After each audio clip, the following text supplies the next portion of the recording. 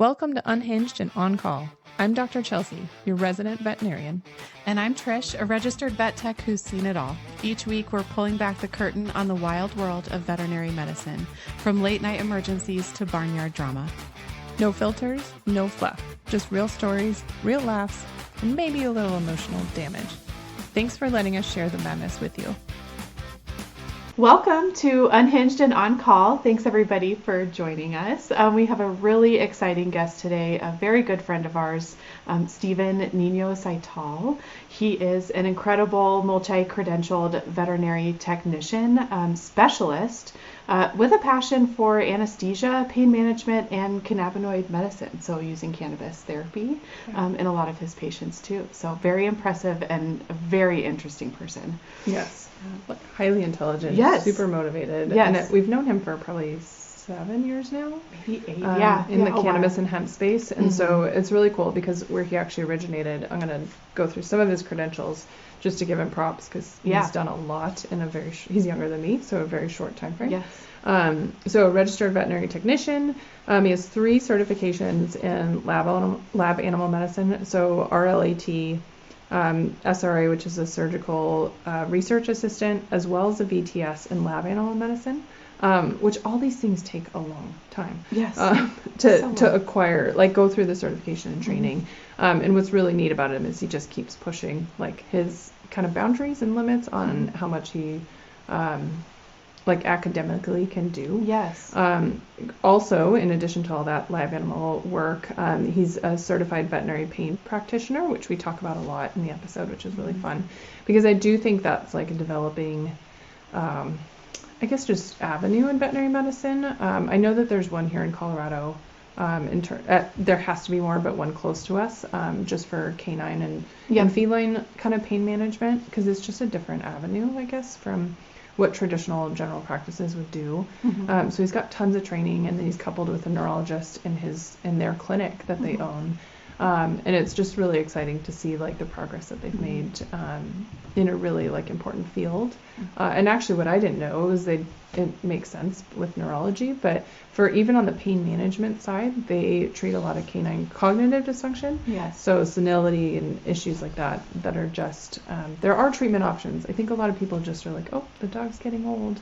And we're just scratching the surface on how we can help those animals. So, yeah. And he's so impressive too, because he's just somebody that's always learning, which I think is really admirable. And I admire that about somebody that's just never done. Like he's always curious, and he's like, I'm finishing my master's, and hey, I want to learn about horses. Can I come out to Colorado and do that with you guys? And so he's just always forever scientifically curious, and I think that's really, like I said, admirable in a person. Well, that's like all of us should aim, right? Yes. At least my goal in life is to like never stop learning. Yeah. And you don't, I don't know, you just grow so much through that. So it's cool. But yeah, every time we talk to him, it's like a new thing he's doing in addition to his other 2 full-time jobs. Yes. He could easily be a 3-hour episode. We'll have to have him back on. But enjoy the show, guys.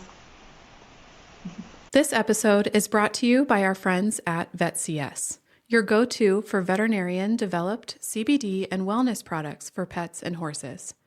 Founded by veterinary professionals, VetCS offers science-backed formulas made with premium hemp extracts to support calm behavior, joint health, and overall wellness, whether you're in the clinic or out at the barn. VetCS is all about helping animals live better naturally. Want to see what they're all about? Head over to vetcs.com to explore their full line of CBD products. Welcome to Unhinged and On Call. We're extremely excited to have one of our very good friends, Stephen Cital, with us today, just to talk about his incredible career and a lot of fun stories that go along with what he's done. So, Stephen, if you'd like to just introduce yourself and a little bit about your background. Hi, thank you for having me. As you mentioned, I'm Stephen. I did rebrand when I got married in 2022. Correct. So now oh my gosh, yes. I'm Stephen Niño Cital, so I have that extra name on there. Good. Yes. Wonderful. Congrats. I think we all met in the height of kind of the veterinary cannabis discussion and kind of trend. I still want to say it's a trend because I think you guys are certainly still involved. I'm certainly still involved in practice. So yeah, I think that's how we met. But before that, I'm a tech out there that's deeply involved in the community. Have a lot of interest in anesthesia pain management. I'm one of the founders and co-owners of the Veterinary Anesthesia Nerds on Facebook. We also have a website and have a really rockin' symposium every year, so that's super cool. I'm currently at Stanford University, work in the Department of Neurobiology, do some really cool science there.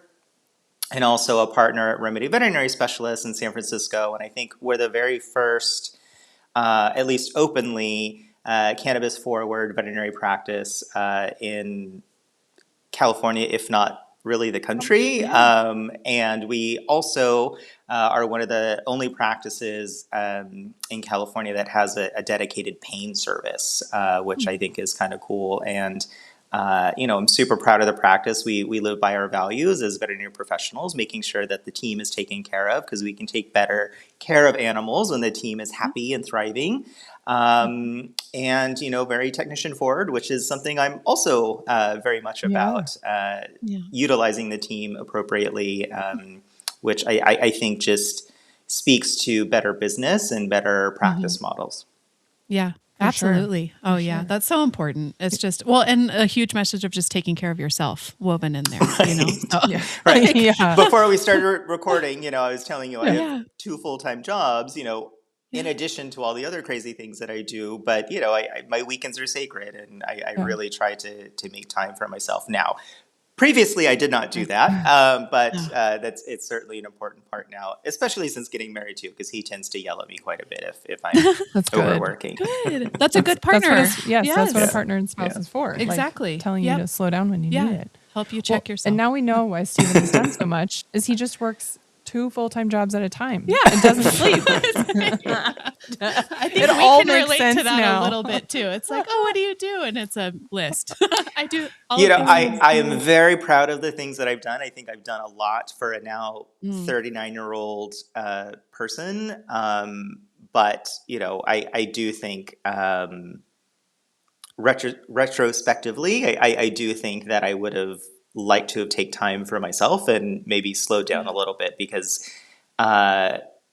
within the past 5 years, like I did really experience burnout, and I've had to step away from things. And I think that's important. And people say, oh, I want to do all the things you did. I'm like, there's a price to it. There's a price to it. And I'm not always happy with some of the prices that I've paid. So It's just hard. Relatable. Yeah. For years there, you were every conference, you were speaking everywhere. Yeah, your schedule exhausted me just looking at it. Yeah, the speaking schedule for sure. I mean, you're traveling everywhere, all across the country and internationally. You were everywhere. So it does. Yeah. But I'm glad you found a good balance now. Yeah.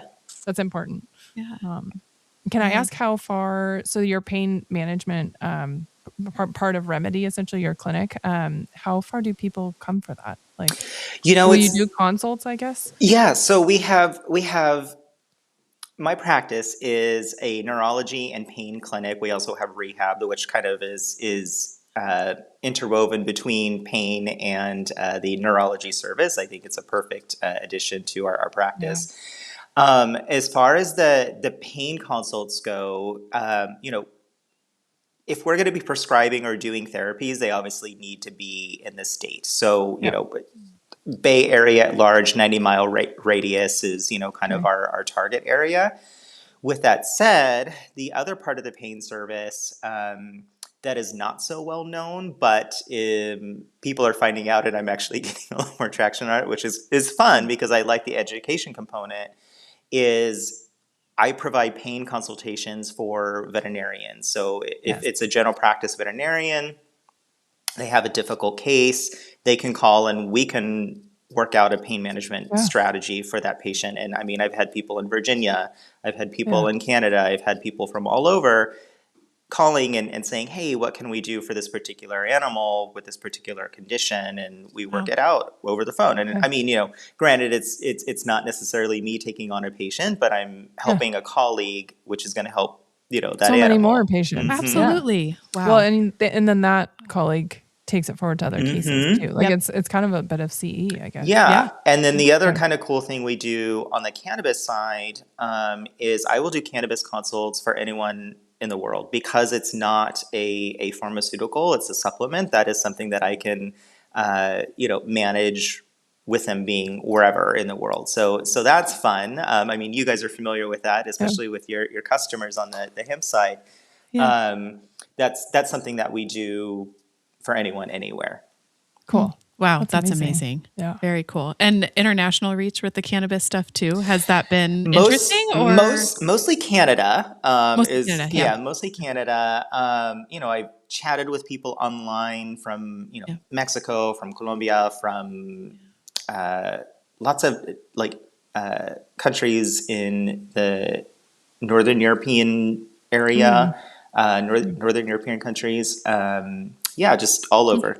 Okay. Interesting. Yeah, we've had some Australia. A lot of Australia. Oh, fun. Inquiries and Canada too. Well, obviously, but they're interesting how they navigate it there. So makes it challenging. Yeah, but. yeah, it is interesting. Cool. Yeah. Tell us your favorite part of your career thus far. I know that's so huge and that's a huge question, but like, what have you literally just enjoyed the most? Where do you love to be the most? Oh boy. So, originally I wanted to be an EMT. And then I found out how much money they don't make.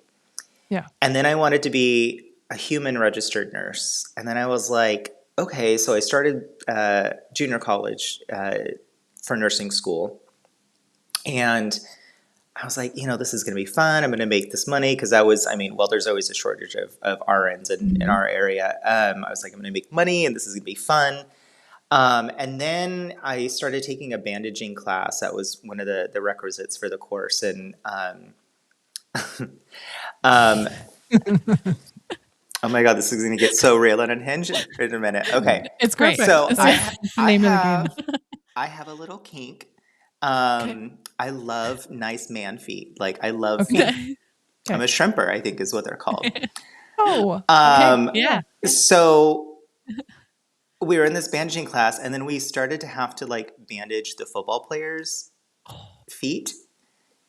And I was like, actually, I hate this and I don't want to do this. And then we had preceptorship, going in the hospital and people were gross. And I was just like, no, absolutely not. People are so gross. So gross. They're so, it's so bad. Yes. So then I was like, football players. Me too. I was like, well, damn it. What am I going to do now? But at that time I had already been working as a veterinary assistant in a vet clinic, and I did that strategically because I was a candy striper. And if you're not familiar with a candy striper, you could go volunteer in hospitals, and I was that's going to be a way I can kind of break into the human medicine world and see things, and it deeply was not. I was at the information desk on the first floor where there was no medicine at all. So then I was like, I'm going to go work at a vet clinic because I'll be able to see medical things and that'll be really cool. And I was like, okay, well, I guess I really I know I really like animals. I've always been an animal person, but I get the science and the medicine part. This is super cool. But I had no idea RVTs were even a thing. I had zero idea. I had no idea that was a career path. And then I realized it was a career path and I was like, this is what I should do. Unbeknownst to me, that the pay was essentially equivalent to the EMT. So that I was going to say that EMTs might get paid more, maybe more. That wasn't cute, and that and then I was young and dumb and was saying all the stupid things. I'm like, I don't do this for the money. When you turn 30 and you want to buy a house and have a family, it's very much about the money, but you can also love helping animals at the same time. So when I lecture now, I try to tell people, get away from that mantra. It's not cute. It's not going to work out for you in the end. Right. Be practical. You can provide good care and be a good person and be ethical, but still make money. Right. And I think that should be a better focus for, especially technicians out there. Agreed. Anyway, so, oh God, where was I going with all this? Well, I think, so the original question was favorite, was it anesthesia? Just anything. No, anything favorite in your practice. Yeah. But it turned into where you started. Ice cream. In the beginning. So had this very windy path to get to veterinary medicine, which I absolutely love. Oh yeah, now I remember my point. Okay. We're back. I was very happy and loved patient care. Love patient care. Oh. Love patient care. But the irony of that is just the roots and the things that I've gotten myself involved in veterinary medicine, whether it's lecturing, whether it's management, whether it's some sort of leadership position, it takes you away from the patient care aspect. Right. So I am so happy again at the hospital, besides all the partner duties, all the administrative crap that I have to do, like when I get to do patient care, it just makes me so happy. I love that. And, one of my favorite things is especially working with older animals, and, especially if they're starting to have signs of canine cognitive disorder, things like that. I love when people send me their canine cognitive disorder patients because, they're always struggling with them.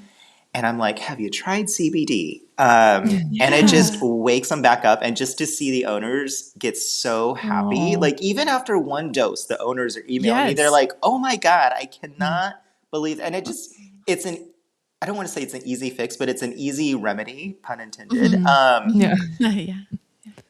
And it's just so impactful. And I love that. So I love being in the clinic again. And I love working with the animals, despite my career that, for several years kind of took me away from being in practice as much. Right. Well, that takes you back to your original why. That's I love animals, right? Which is, but you found a way to make it your own, and create your own path, which has been incredible. Yeah. So incredible. So way to go, man. So I think, with all that long story, all that long story, now people know that I'm a shrimper, and that's probably what will. I love it. That's fine. That's fine. You said football player part. feet, and I just thought of odor. Look, he's a horse. He's a horse athlete's foot. I was like, no, this is trying to hide it. This is ruining my kink for me. Like, don't take it away. We can't even go there. We can't even. Don't even open it.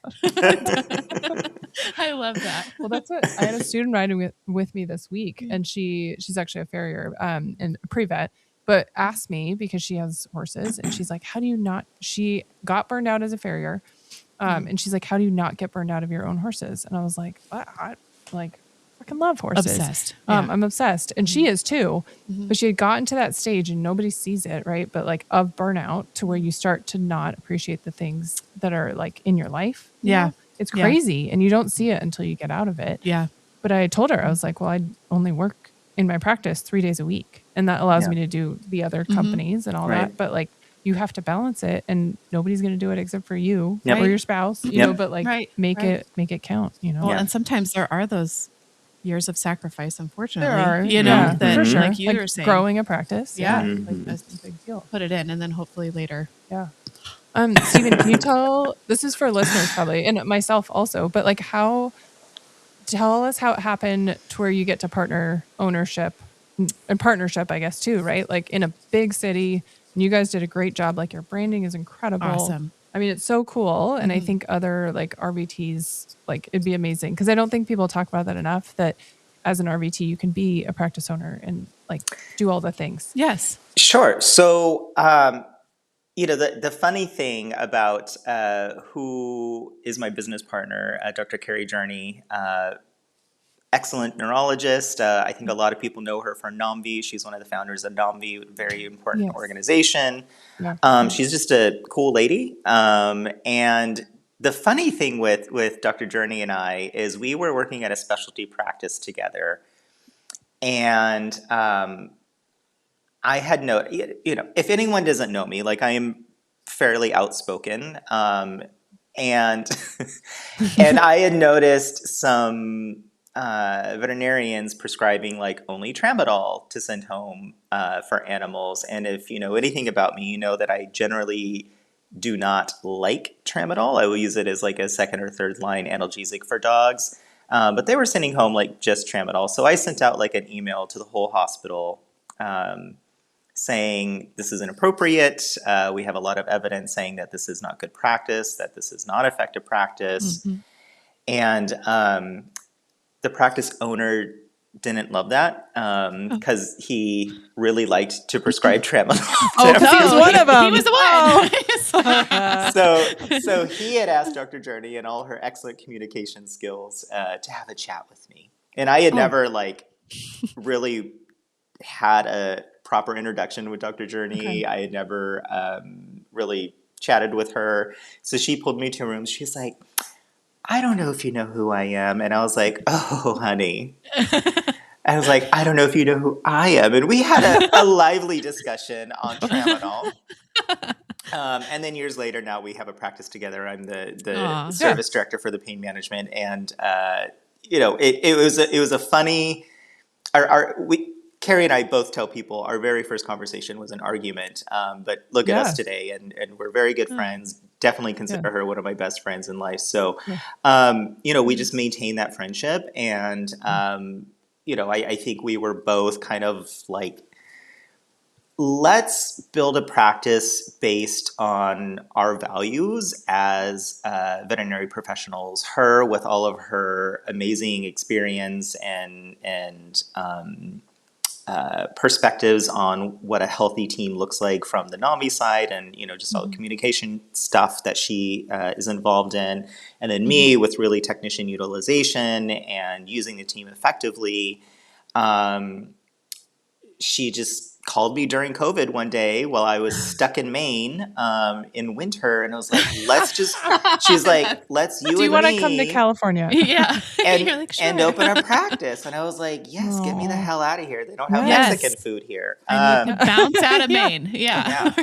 So that's literally how it happened. And, I'm not independently wealthy by any means. And so I did a lot of sweat investment or what's it called? Sweat equity. Yeah. Thank you. Yes. For a number of years, and definitely put in a lot of money if you were to translate that time into money that way. And, contracts matured, and, we, I think, have a really good thing going. Hopefully it will keep going. November and December this year was very, very scary for us, just because it was, the holiday season, and generally practices they always slow down. So that was scary, but we're almost 3 years strong. So I'm hoping we will just have continued success. Yes. We hope that for you too. And also, just going back to the very beginning of all of that, like, what a great lesson for other techs too. Like, don't just accept things. If something's wrong, say something. And, sometimes people might not like it, but maybe it's the right thing to do. It's funny because, like, a lot of my good friends, or people I consider good friends, we started out with a disagreement or some sort of argument. Dr. Lisa Owen, when I was a veterinary assistant, she was a veterinary assistant at this practice in Woodland, California. Like, she literally got me fired. But like, now we're best friends. But I mean, seriously, I definitely consider her one of my best friends. So I think that's cool. It's a cool lesson in, you never know where you'll end up, and a good lesson in, like, communication with people, right? Like, understand their perspective, where they're coming from, and being able to forgive also. I think there's been a lot of forgiving on my side, on their side, all the things. So it is cool to see that dynamic. I'm like, God, look where we started and look where we're at now. I love that. Well, and two, I think there's so many people that are stuck in cultures that don't match them, right? And that is what it is. You kind of have to recognize it. I think a lot of people are just then looking for different culture, but remember, the other thing is you can create it, right? Like, find good people, create a culture in a practice. And it's not overnight. You do have to work really hard.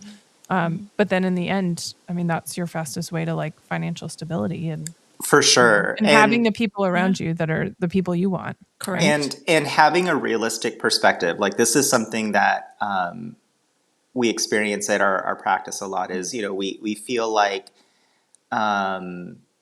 or we have to remind everyone, we're all human, and even us, as owners, we're not perfect. We're going to slip up. I'm going to do something that's going to piss someone off, but, like, we can discuss it and move forward. So, like, every Thursdays we have our feelings meetings with all our staff, and it's just an open kind of forum.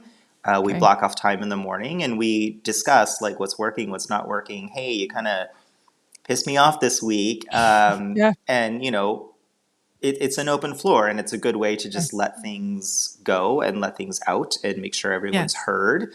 But it takes time and commitment. Yeah. And the right people too. Like Also. it takes time to find the team that can roll with that too. And it's so important. That is Like that And- entire cool exercise structure. is important. It's also kind of fun too because Dr. Journey and I are very cognizant of the different personality types and the type of people that veterinary medicine attracts, whether that's people that don't really like people, whether that is neurodivergent people, whether that is people that are just really hurt and find comfort with animals. And I think Dr. Journey and I understand that, and we try to look at all of our employees with that lens of like, where are you coming from and how can we utilize that? So we try to take those people and those types of personality types and even our personality types, and find what's going to be best for them. And when you embrace a person and their differences or the world that they're coming from and utilize that and stick to their strengths, it takes someone that was really, really burnt out, that was being bullied, that was having a hard time flourishing in this industry and making them happy again. So that's super cool to see. Wow. Just give me all the feels. I know. Like if every clinic could be like that. Seriously, it'd be a game changer for the entire industry. How many, like you're talking about people being burnt out and bullied and all, like how many times have we all just heard that? Just like that's not normal. Online and that should not be the norm. But it is, like that's just the normal for a lot of people out there. So way to change the game a little bit. Anyone is lucky to work there. Yes. Wow. Yeah. Crazy. Switching gears a little bit, I guess, so you've done so many things and been around the block, but what is there like a story that sticks out in your mind or experiences that you've had that just like, I don't know, that just changed it for you? I'm really defensive over technicians. And so I think that's where some of the things for me that have really stuck out. And kind of going back to how you had mentioned, it's okay to have an opposing opinion and to speak out against it. What I found really interesting and what I still find interesting and kind of fuels me in the work that I do as far as like outside of Stanford and outside of Remedy Veterinary Specialists, like all the other work that I do, whether it's for marginalized communities within veterinary medicine or just technicians in general. And what fuels me to kind of still be out there, be outspoken and take the heat and be disliked from professional organizations or even just individuals is the lack of respect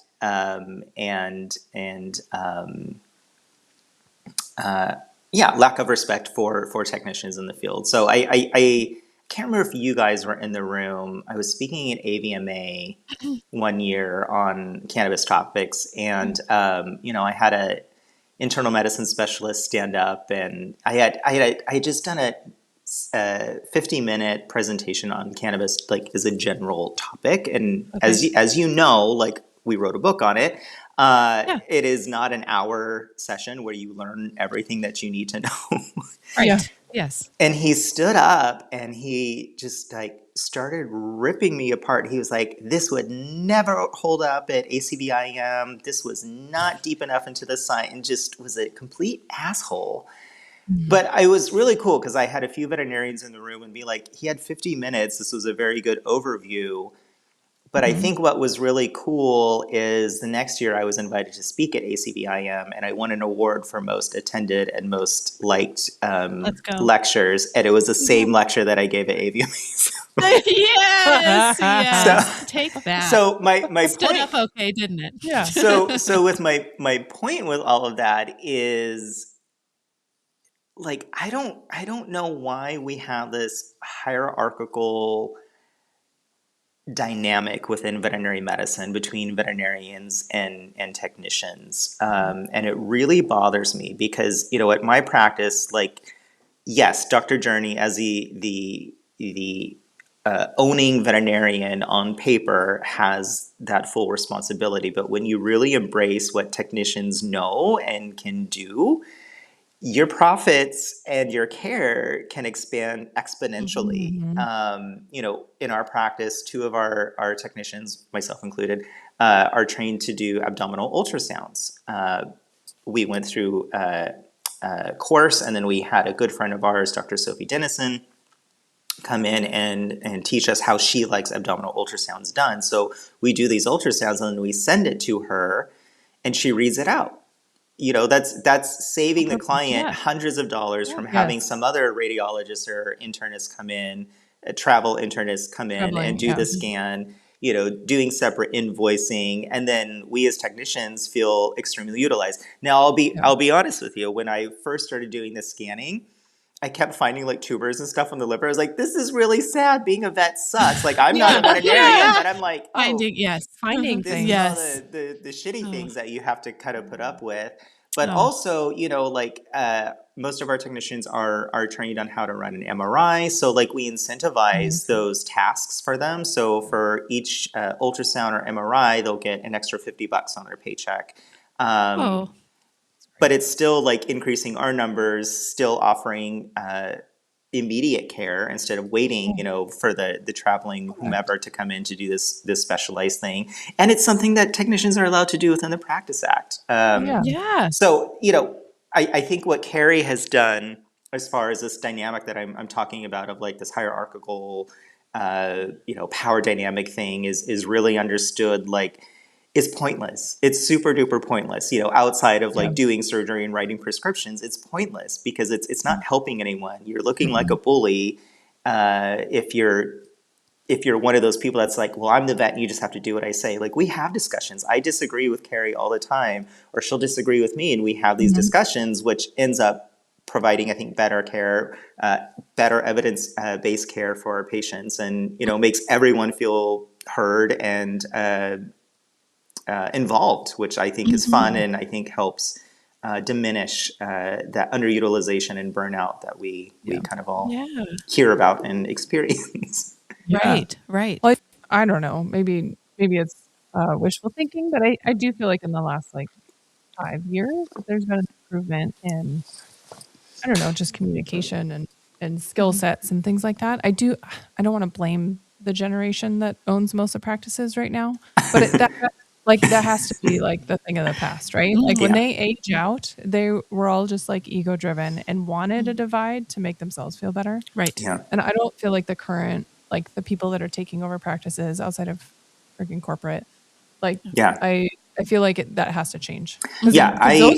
We all rely on the technicians. I couldn't abdominal ultrasound, do an abdominal ultrasound on a dog or a cat. I could do it on a horse. So, and that's what, we rely on our tech so much in practice. Why would you ever, demean someone that way? Yeah. It doesn't help. Also, can I just say, the guy that stood up and said that to you, where is your scientific curiosity? Oh, that's a really interesting subject. Maybe I will go research that and look into this further. What? You just want to yell at somebody? Yeah, literally. But I think they're probably that, and I'm guessing on the age of the person, but they're probably in that mindset where they were working like dogs. Nobody else was as good as they had to kind of be an island, and they didn't have community or cultures. It was they slogged, and then they feel like everybody else has to do that, and for very little pay. Those people are leaving. Luckily. Yeah. At that time, I think I would put that guy, early 60s. So definitely that generation. It's so I agree with you in general, but I also think there's this weird dynamic too. But I guess it kind of depends where they come from. I've been to a lot of the different vet schools. I've been asked to speak there. I've worked at different institutions, that type of thing. I also find that, when vet students are fresh out of school, a lot of them, not all of them, there's this, I'm a doctor now. And, I think they want to kind of puff up their chest a little bit. Yeah. And I'm like, I need you to calm down. Stop being a gunner. You're done with vet school. but they tend to forget, like, who helped you through vet school? It was the techs in the teaching hospital, Yeah. right? Like, Yeah. who helped you place your first catheter? Who helped you monitor Yeah. anesthesia? I'm like, why did you forget this as soon as you graduated, and why you're not Yeah. honoring these Right. these the colleagues that you're working with now that will still continue to save your ass. Yeah. So yeah, it's interesting. You're right. It's definitely a Mhm. hodgepodge of, I think, culture, age, generations that kind of all compound on these things. But I would agree in general that I think it is getting better, It's getting especially better. since there was a huge push, not only from the NAMI side, not only preventing our colleagues from harming themselves, but also just so much work that they put into communication and lifestyle changes within the practice. Mm-hmm. And then also just like the younger generations being like, no, work-life balance is important to me. I remember being an early adopter of, I remember when the practices would be like, oh, we'll give you a bonus to stay or to do this. I'm like, time is more valuable to me. I would rather get more time off than make more money. Mm-hmm. And I know that's not for everybody, but the younger generations especially value time and getting to be outside of work. Yes. Yes. Absolutely. So yes, Wow. I do think it's all good things. Yeah. Yeah. Yeah. Cool. Crazy. Well, speaking of time, thank you for your precious Jeez. your Yes. morning Oh, off. are we done? You spent it with us. So fast. Well, do you have It does another go by hour? fast. Because I could keep talking to you forever. Oh my goodness. God. Well, that's amazing. We're so happy for you and just Yeah. the practice. Thank you. I I didn't know mean, you're still at Stanford. That's incredible. I yeah, know. you guys have been a big part of my story, so I definitely Oh. thank you for that. And I think we all have amazing things coming up. I promise we will get that remedy line up. I know we've been working on No, we're In due here. time. In due time. And we'll also, like, just in the notes and stuff, we'll link your clinic. Cool, thank you. We'll link NAMV and Anesthesia Nerds and All all of the it. Yeah. all the Awesome. exciting things under there for everyone too. So Cool. Thank you so good much. things ahead. Thank you, Yeah. Stephen. It's Thanks, been great Stephen. chatting with you guys. You too. You as well. We'll Good talk one. to you soon. Bye. Thanks for listening, everybody. We would really love to have you as a guest on our podcast. So if you have any fun stories to share with us or would like to be a guest, we have a form on our website. So unhingedandOnCall.com. And you just click on the little link there and you can fill out a little bit about your story and yourself, and then we would get back to you. Or you can just email us to chat@unhingedandOnCall.com and just tell us a little bit about yourself. And we would love to have you as a guest. We also are looking for ratings. So essentially on Apple, Spotify, wherever you get your podcasts, you can rate and review our show, and that would be super helpful in just getting kind of into the algorithm. And then additionally, we are on YouTube. So if you ever want to watch videos, we put more content, like visual content, so pictures, videos, things like that, into the episodes. So we'd love to have you follow or subscribe our channels on YouTube. Yeah. Thanks for listening. Thank you. Thanks for tuning in, and make sure you subscribe so you get all the latest updates. Unhinged and On Call isn't just a podcast. It's a lifeline for every veterinary professional barely holding it together with vet wrap and caffeine. Somewhere out there, another tech, vet, or assistant is deep in the same chaos, dodging poop, managing meltdowns, and wondering if they're the only one unraveling. You're not. Whether you're laughing, crying, or rage cleaning your truck, you've got a whole tribe behind you. You're unhinged, but never alone.